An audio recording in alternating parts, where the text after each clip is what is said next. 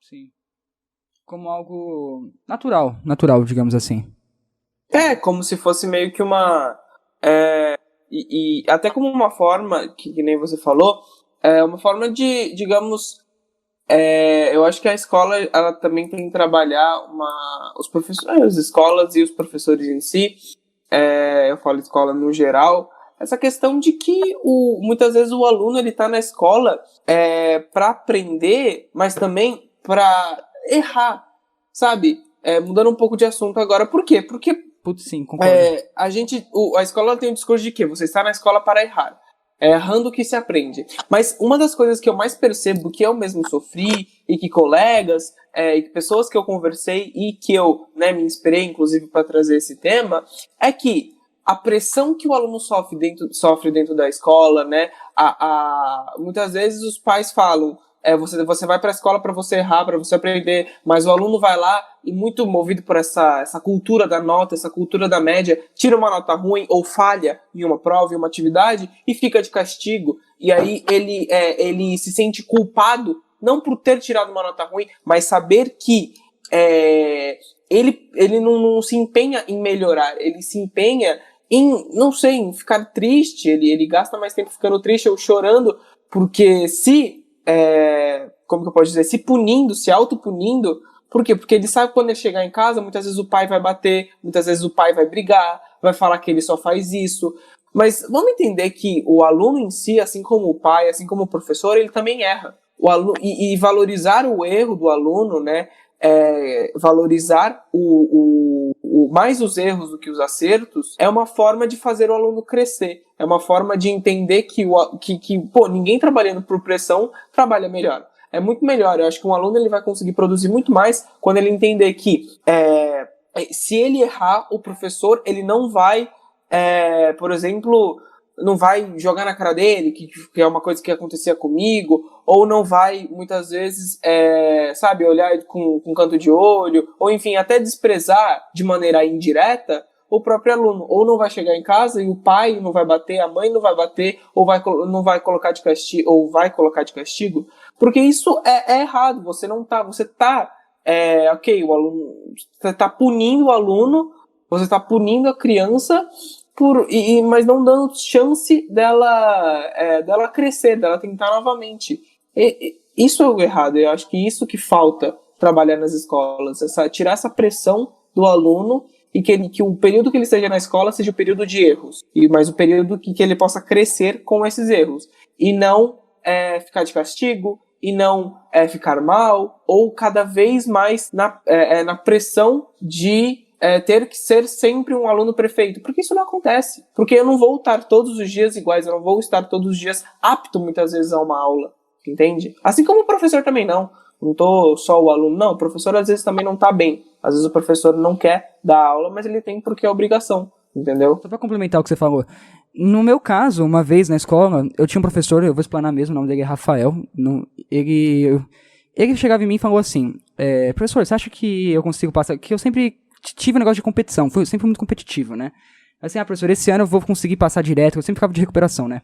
Vou conseguir passar direto, eu vou não sei o que lá. Ele olhou pra minha cara e falou assim, não, você não vai conseguir passar direto, você não tem capacidade, você vai repetir de ano, ele falou pra mim. Olhando na minha cara, sabe, tipo, eu acho, e ele falou assim, fica aí cantando na sala de aula, fazendo piada, que você não vai chegar em lugar nenhum na vida com isso. E eu acho que isso é completamente, pro aluno, isso acaba com o aluno, sério, você se sente completamente incapaz de fazer uma lição, se sente completamente incapaz de tirar uma nota boa, se sente completamente incapaz de ser produtivo para a escola e ser um bom aluno, né? E eu acho que isso completamente se encaixa muito com o que o Gabriel falou também, da questão de a escola ser um lugar de erro e que o professor tem que incentivar o aluno, não tem que colocar o aluno para baixo, que nem aconteceu comigo. Eu queria retomar um pouquinho do que vocês trouxeram e trazer uma provocação aqui também para vocês, para nossa conversa, tá? Vocês, primeiramente, né, trouxeram, antes da Cris explanar as ideias, vocês falaram que como que a gente enxerga a questão de saúde mental, né? Principalmente porque o projeto Vez e Voz, ele abarca esse assunto, essa temática, as competências que envolvem o desenvolvimento de uma saúde mental, de uma saúde emocional, de uma forma muito significativa. E quando a gente olha, por exemplo, alguns dados, eu vou trazer um só aqui, mas é muito importante esse dado, porque é um dado que a gente se baseia para poder construir, né, as nossas ações. Eu não sei se vocês sabiam, mas 1 a cada 8 alunos que são matriculados nas escolas aqui da região sudeste do Brasil, eles sofrem de alguma questão de saúde da mente. Ou seja, ou eles têm alguma depressão, alguma ansiedade, ou algum outro elemento relacionado à saúde mental, né? Que é essa saúde da mente. Então isso é muito alto, né? 1 a cada 8 alunos. E esses estudos foram mostrando a necessidade de criar projetos, de criar ações intencionais. O que isso significa? E aí vem minha provocação aqui para vocês de uma forma bem construtiva, tá? Quando a gente fala de às vezes, ter isso, não ter isso como disciplina, né? Eu também acho que isso não é uma disciplina, isso não é uma matéria, mas isso tem que ser transformado num projeto. Isso tem que ser intencional. Porque quando a gente fala da questão de ser mais natural, das coisas serem mais naturais, as coisas não acontecem. Por que as coisas não acontecem quando a gente deixa no plano natural, né? Mas natural dessa forma vai acontecer, porque as coisas já estão ali, as pessoas têm problemas, têm conflitos. Só que nós não fomos ensinados, nem a gente que está na educação, né? Seja o professor de 20 anos, 30 anos, 40 anos, independente, ele não teve isso na sua formação. Ou seja, estruturalmente, na cultura brasileira, a gente não tem isso fluindo de uma forma que ela é sistemática, que ela vai fazer com que isso aconteça, que o professor olhe para o aluno, que o coordenador olhe para o professor, que o professor olhe para o próprio professor. Então, eu olho o processo de saúde emocional, saúde mental, ele necessita de projetos bem estruturados, né? Ele necessita de ações intencionais para chegar nos resultados que nós podemos chegar, para cuidar, né? Como a gente tinha falado anteriormente, desse adolescente, desse professor, dessas crianças, do gestor e de todo mundo que faz parte da cultura que a gente está falando, que é a cultura escolar aqui, né? Então, um ponto que eu queria destacar era isso, porque quando a gente construiu o Vez e Voz para, né, esse projeto que vocês participaram ano passado, colocando como foco a evasão e abandono, teve toda uma intenção, foi preparado, foi planejado, foi muito estruturado.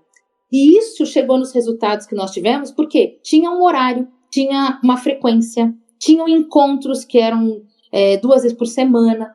Então, é preciso sim marcar esses momentos, né, como a Cris trouxe, que ela fazia com os alunos dela, né, que ela fazia sexta-feira, fazia essas provocações com jogos, mas é fundamental ter essas marcas. E essas marcas, não que agora é uma aula de saúde mental, não, mas é preparar o ambiente, é preparar um conteúdo de qualidade para colocar isso em pauta. Porque se a gente achar que isso vai acontecer de uma forma natural, não vai acontecer. A gente está muito atrasado na educação, muito atrasado. O Brasil está muito atrasado.